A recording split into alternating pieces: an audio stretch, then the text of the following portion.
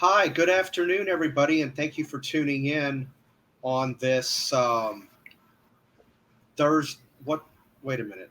On this Saturday, um, you got to forgive me. My days are off a little bit. Today, we want to talk about low cost entertainment during tough times, like what we're dealing with now. And one of the ways that you could entertain yourself is with a lot of different TV apps. You can watch older movies, newer TV shows, older TV shows, whatever you like. To name a few TV streaming apps, Tubi, Tubi, IMDb is another one. Freeflix.com is another one. Another one that I like to use, it's not really geared toward um, movies, but you do have a lot of sports for those that appreciate it, and old TV shows, and you can watch movies from around the world. It's one called Ola, OLA TV. That's another one that you can look up. I had done a video about this about 8 or 9 months back, and what I'll do to kind of give you a little bit more info, a little bit more or something I may be leaving out that may be over there. I'll link that video in the description box. That way you guys can go over and check out what I said. But I have Jan. Jan from New York City Saves Money alongside with me this afternoon. Hello, Janet. I was just wondering what forms of low cost entertainment do you have on in your mind? Oh, thank you so much. Thanks for having me here, Steve. Hi, Steve. Hi, everybody. Hope everybody's doing well on this wonderful Saturday afternoon. Just kick back and relax. In my opinion, Steve, and I would probably say that we're in good company. We have been, all of us, somehow through a lot of stress without like getting political or getting too in it, because I don't do that with my channel. We just don't do that. But the stress level for every single one of us, I would say, has gone up a few notches. And if there's ever been a time that we need to unplug, I would say that is right now. You asked me, Steve, about what do I do to de stress, and that's very low cost. I do it right here on this platform. I switch to my music mode. And Steve knows me long enough to know that I love music. He loves music. It's how we actually met in a music group years ago. But I find music can actually alter my mood. So if I'm feeling like totally stressed out, and I'm sure you guys have felt that way, click on the music, go to the music, just like Mhm. it just switches your mood completely. That's one thing. And thanks to Steve showing me this streaming app, IMDb, I love that old classic TV show, Father Knows Best, for example. So I could get all the episodes literally at my fingertips. These are like my two favorite forms of entertainment: listening to music, going for my classic TV shows. As you guys know, I am a video content creator, and I find it very relaxing. Now, some people might get stressed out doing it, but I find it as a form of creativity and relaxing. Everybody is different. Steve, some people cook to relax. I mean, have you ever gone that route, like just like take an afternoon and start cooking, for example? Yeah, I've done that before where I'm just sitting around. TV's kind of okay. There's not really a whole lot on because at times TV can, you know, not really be on too much. But you want to do something different. Yeah, I have been known to go into the kitchen and just conjure up something out of the blue. Um, there's nothing wrong with cooking. That's another pastime. De-stressor. It takes your mind off of other things. That right there can be of a big help. What I like to do, I mean, yes, we have YouTube and things like that, and Pandora and Spotify and Slacker Radio, or you've got all these different Deezer, Deezer. You've got all these different, music platforms you can go to listen to music, internet radio, and all that. iHeart, but I still, based on my 500 LP collection, I don't know how many 45s I have. I must have in excess of a couple of hundred, almost or right around 800 CDs. I would much rather just go over and just pull a record out of my collection, clean it off and just play it on my turntable, which I still have. Amazing. Or pull out a cassette tape. I still have reel to reels. Yeah, I realize that is an older recording medium that's no longer around. But think about something. Reel to reel is kind of an important thing in the music industry, because without a reel to reel, the older music that we enjoy listening to would not be around, because that's where it was recorded. It came off of that. Absolutely. So I still like my, reel to reel. To me, I like that it equalizes all your music. Well, any analog source will do that. If you want to go back even further, I have messed around with 8 tracks. And then if you want to, and I've done DAT, which is like an 8mm tape, but it's used for audio. You've got mini disc, which I thought was cool, and I thought it was going to replace a cassette tape, but it never did. But in any case, L cassette, which is even older than that. But all of these recording mediums now are obsolete. I know, they're part of history. Right, but one of the recording mediums that has held on, they still do make cassette tapes. Cassette tapes have not completely gone out the window, but the cassette is still around. Probably not to the same level as vinyl, because vinyl came back with a vengeance, and I knew it would, only because a record has a much better sound quality than a CD does. So, but that's and I've bought so many albums, back when I was a kid. I'll tell this little story and then we'll, come back to you. When I was about a year old, my mom, when I was in my playpen, my mom used to play me Tommy the Who album. And then a few years later, they come out with Tommy the movie, the rock opera, that had Elton John as the Pinball Wizard. And she used to play me both of those when I was in my playpen. And the Who is loyal to me. That's my number one favorite rock group of all time. Very cool. And a few years later, I guess I was about 5.5, I went to the movies with my dad. It was a movie that had Roger Daltrey in it. The movie was in black and white. It had to do with him and being in prison. And the name of the movie was called Mac Vicar. Well, not long after the movie came out, maybe a week or two, I was at the store with my mom. We were at the Navy Exchange because my dad was military. And I had my mom buy me the soundtrack on cassette tape for that movie because it's The Who. That's what I knew at the time. So that was probably my very first anything that I had bought musically. And then a few years later, I bought some 45s. I bought John Cougar Mellencamp, Crumbling Down. I bought Working Day and Night by Michael Jackson. I bought the Footloose soundtrack, the 12-inch of Michael Jackson's Thriller.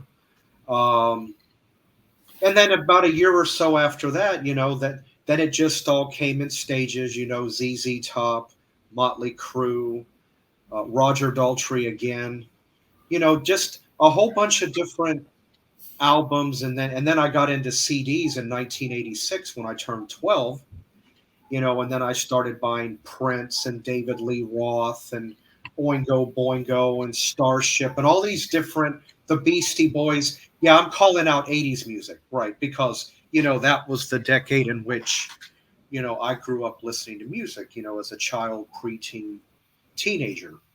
So that's to give you a little bit of a history. I mean, it goes even further than that because I still to this day do collect music. But that's where it all started with me. And I, like I said, I'm a big music fanatic. I consider myself to be a walking encyclopedia. There's not really much that I won't listen to. So, you know.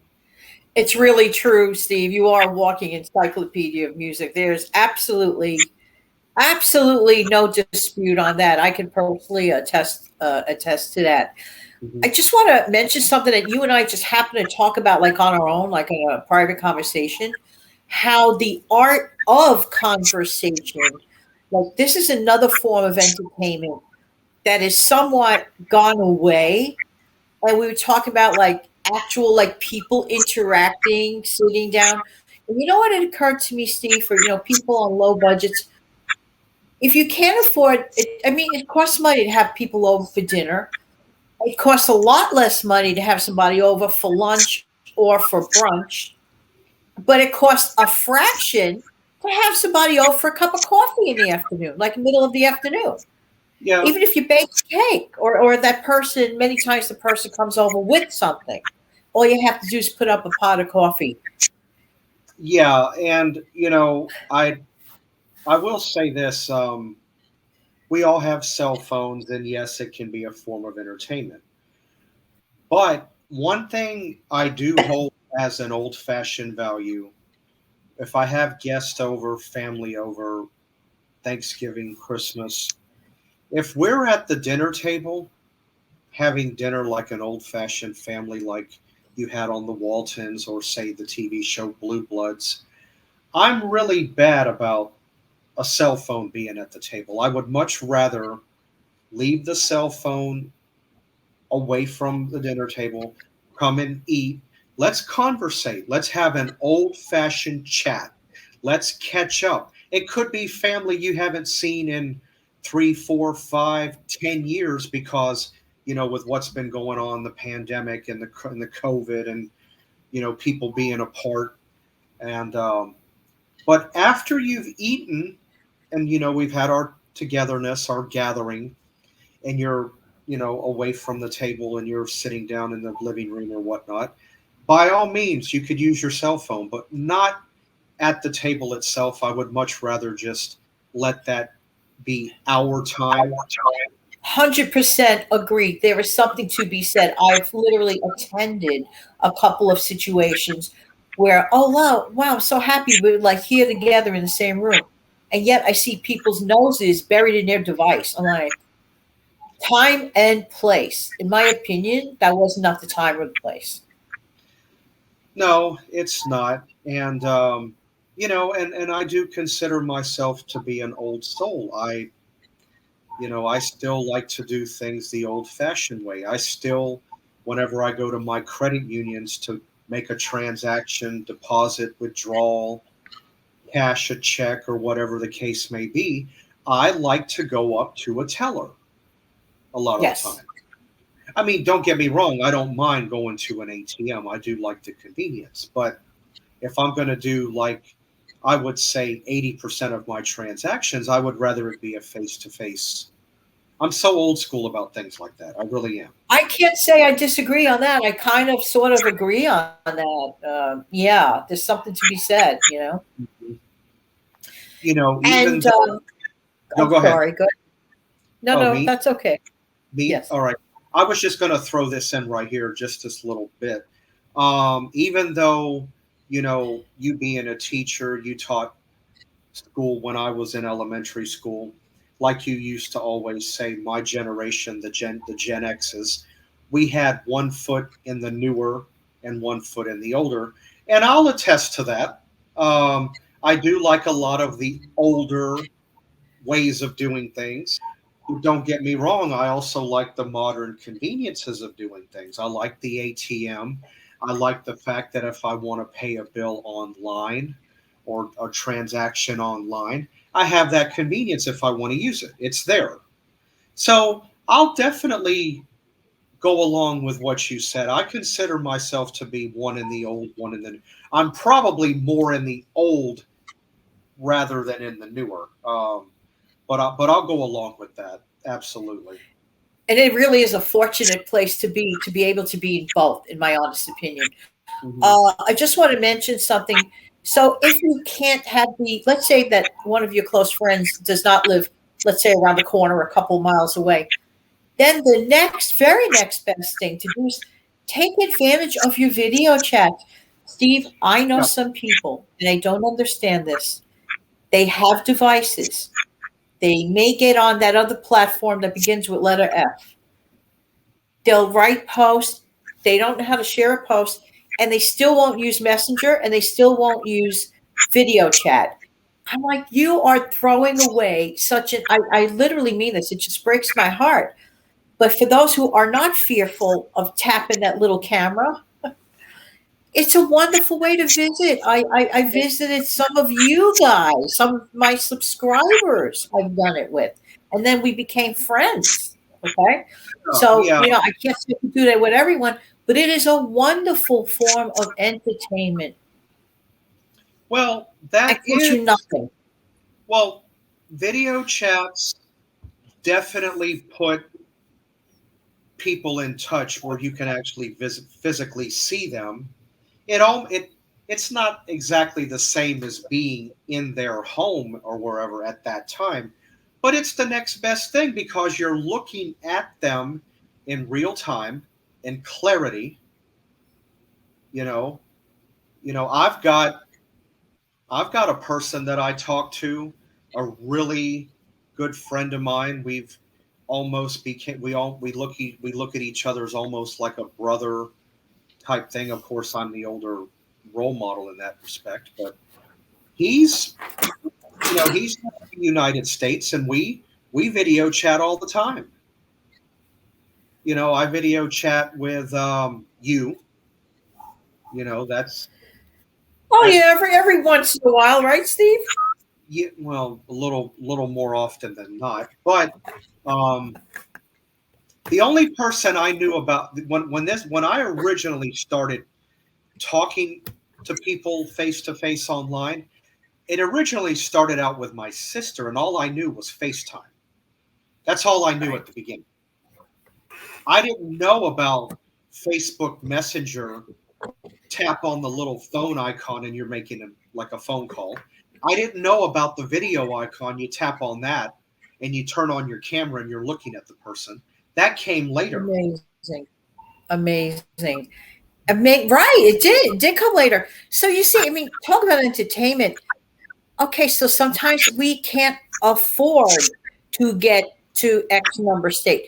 And just like you set up an appointment and you meet, bring your coffee, you get to look at each other in real time. Okay, you're not in the same room, but I would say we are so blessed to have that option. To not take advantage of that is awful, awful. Oh, sure. Yeah. I mean, the ability and the options are there. I mean, we didn't, when I was growing up, you were growing up, we didn't have this option to reach out. We had to make a phone call, and we bought this, and we had a long distance phone plan. And we always knew that it was cheaper to talk to somebody on the weekend, or like on a Sunday, because the minute cost was less. That was our only means of conversating with somebody long distance. Now, all we got to do is make one little click, ring them, and there you are. Amazing. Or, Amazing. yes, or you wrote a letter. Well, that could take 3, 4 days for your letter to show up, depending on where you're at. But that was our only means of conversating back in the day. Now, well, if they were local, you could go visit, but now a simple tap, ring, ring, ring, they answer, hello, and now you're having a conversation and you're looking at them. It's a And wonderful thing. that's another reminder. Thank you, Steve, for this. This is another reminder. You brought up an excellent point. My personally least favorite way to communicate is text. Oh, Nothing replaces the human voice. If I can't video chat with you, at least if I'm on the phone with you, nothing replaces the human voice, in my opinion. yeah. I mean, I don't mind. Texting is okay. Hey, where are you at? I'm over here. Can you meet me at such and such? Okay, I'll see you at. Fine.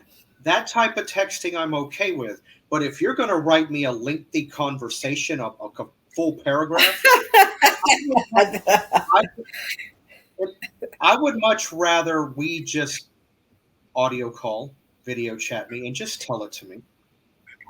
It would be Yes. easier. It would be easier. You would spend a lot less time telling it to me rather than writing it out. And then you got to go back and read this long, yeah. So I get that. I really do. Yeah.